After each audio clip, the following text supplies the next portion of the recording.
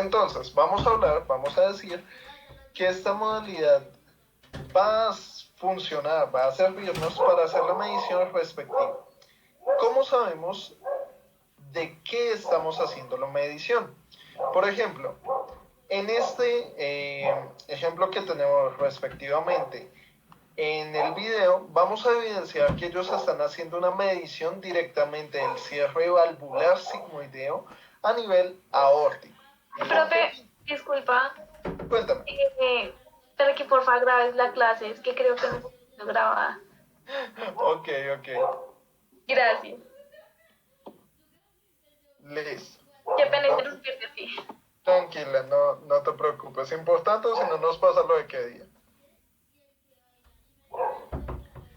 Entonces, jóvenes, estábamos hablando y haciendo la denominación respectiva en este aspecto, dado de que vamos a tener la medición dada del cierre valvular aórtico. ¿Listo? ¿Cómo lo vamos a hacer? Con el modo M vamos a poder evidenciar la distensión, el cierre hermético que esta válvula va a generar a través de qué? De la medición de estos dos factores, del factor que se encuentra en la cruz, que va a ser cuando todo el flujo se encuentre obstruido, perdón, cuando todo el flujo se encuentre de manera constante, y esta otra en la X cuando se encuentre una oclusión respectiva de la válvula, cuando la válvula genera el cierre hermético y disminuye en absoluto el ingreso o el transporte de ese flujo. Vamos a verlo.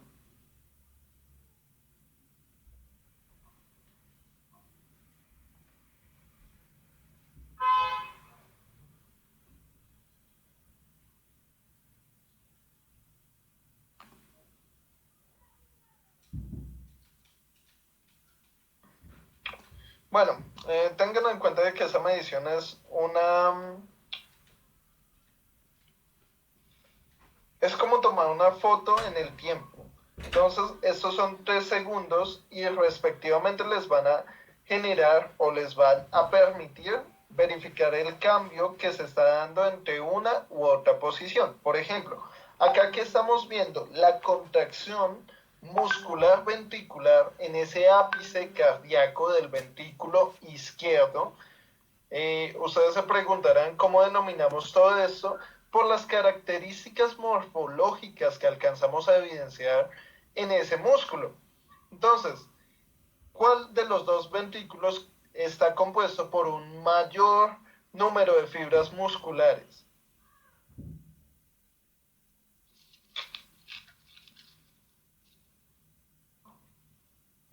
¿El izquierdo, profe?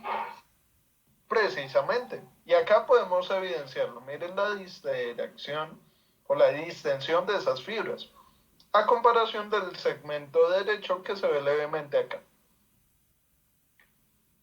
Ahora, ¿qué estamos viendo en este mapeo? Ustedes están viendo las dos paredes ventriculares de ese ventrículo izquierdo. Entonces pueden ponerlo como la pared anterior y posterior o la pared izquierda y derecha de ese ventrículo izquierdo. O lateral y medial si quieren, para que no se confundan. ¿Y qué vamos a medir? La distensión entre el punto en que no se está generando contracción, que es en donde tengo el mouse, y donde se está induciendo la contracción. ¿Qué vamos a medir? La reducción de ese espacio respectivamente, para saber si el ventrículo está funcionando de la manera óptima, si está eyectando todo lo que debe eyectar, y determinar asimismo la fracción de eyección. ¿Listo? ¿Claros hasta ahí, jóvenes?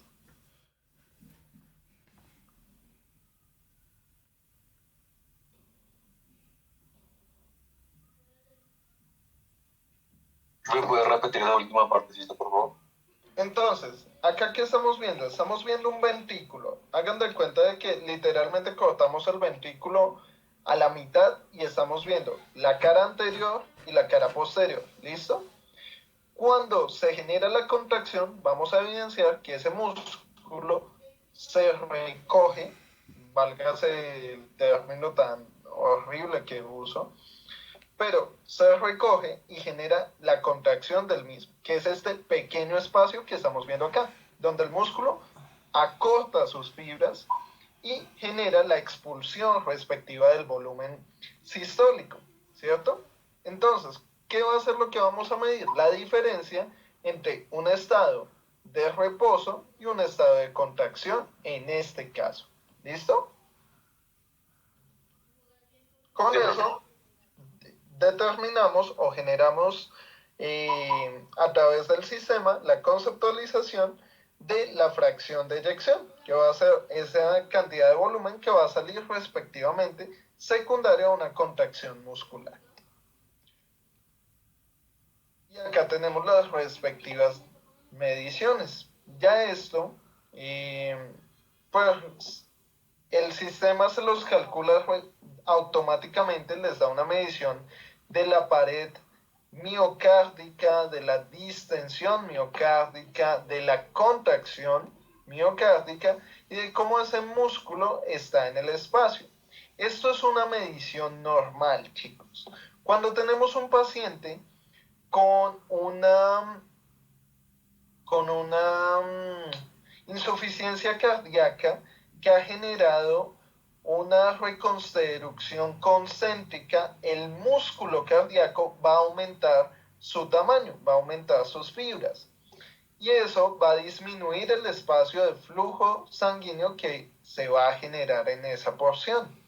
Por lo cual, cuando se genera la contracción, hay mucho músculo y no se moviliza casi el volumen respectivo. Esto solamente tenganlo presente en cuanto a un modelamiento o a una aplicación fisiopatológica.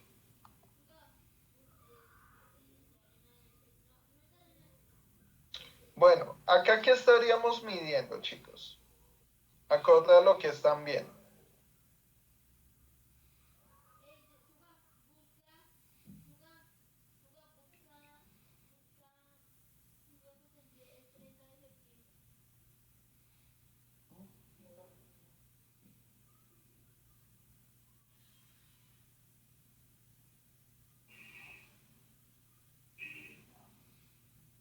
No sé, profe, el tamaño del ventrículo. Ok, esa es una medición engañosa realmente, chicos. ¿Qué estamos viendo en ese ventrículo acorde a lo que les expliqué hace un momento?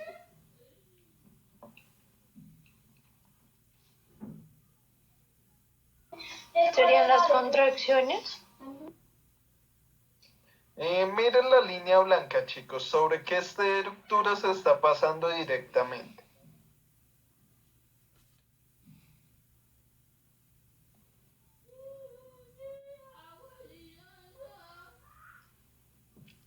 Sobre la aurícula, profe. Ah, no, como sobre la válvula. Muy bien, sobre la válvula sigmoidea.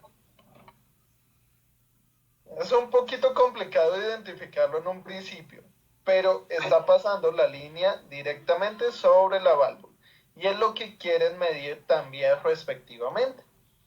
Entonces acá la medición generalmente va a ser en función a ese cierre valvular, que acá lo tenemos un poco más amplificado y esto es una ventana con un corte transversal donde estamos viendo las TRs valvas respectivamente. Se las habíamos mostrado anteriormente. ¿Qué pasa, chicos? Para entender este tipo de imageneología, ustedes tienen que tener muy clara la composición anatómica del corazón en todas sus caras y en todos sus cortes, tanto cortes transversales, sagitales o coronales respectivamente.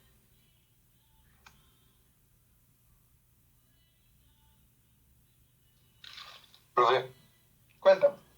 aparte del número de valvas que vemos en la imagen, ¿qué otra característica nos dice qué válvula estamos viendo? Generalmente la posición en el espacio. ¿Por qué? Porque recordemos que anatómicamente vamos a tener una disposición o una transposición anterior de las válvulas pulmonares antes de las válvulas aórticas. La válvula aórtica en ese corte se vería en una porción mucho más posterior debido a la saliente o al egreso que ésta debe generar para poder llevar la sangre directamente por la aorta ascendente y por el callado aórtico. Mientras que esta válvula va a ser siempre un poco más anteriorizada y va a estar en función respectivamente del componente, pues respectivamente pulmonar. ¿Listo? Sí, profe. Eso. Muy bien. ¿Dudas hasta este punto? No, señor. Súper, chicos. Listo. Continuamos entonces. Bueno, acá ya están viendo el movimiento in vivo respectivamente de ese ventrículo izquierdo. ¿Qué pasa? El ventrículo izquierdo generalmente va a tener ciertas aglomeraciones morfológicas que son normales y aproximadamente corresponden a un 0.37% de la población mundial de la presencia de ese tipo de alteraciones. Son alteraciones normales que se evidencian generalmente en este tipo de cortes, pero que no implican una alteración patológica. Ya ahorita les enseño un video de cómo se ve una alteración cardíaca mucho más clara. ¿Listo? Ahí se ve el cierre, básicamente la contracción de ese músculo. No van a ver nada más allá de ello. Esto ya es en 2D. Estos son tisulares.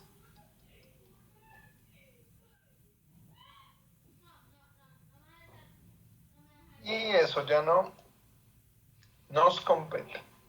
Listo. Ven, denme un segundito. Voy a abrir los videos que les había mencionado.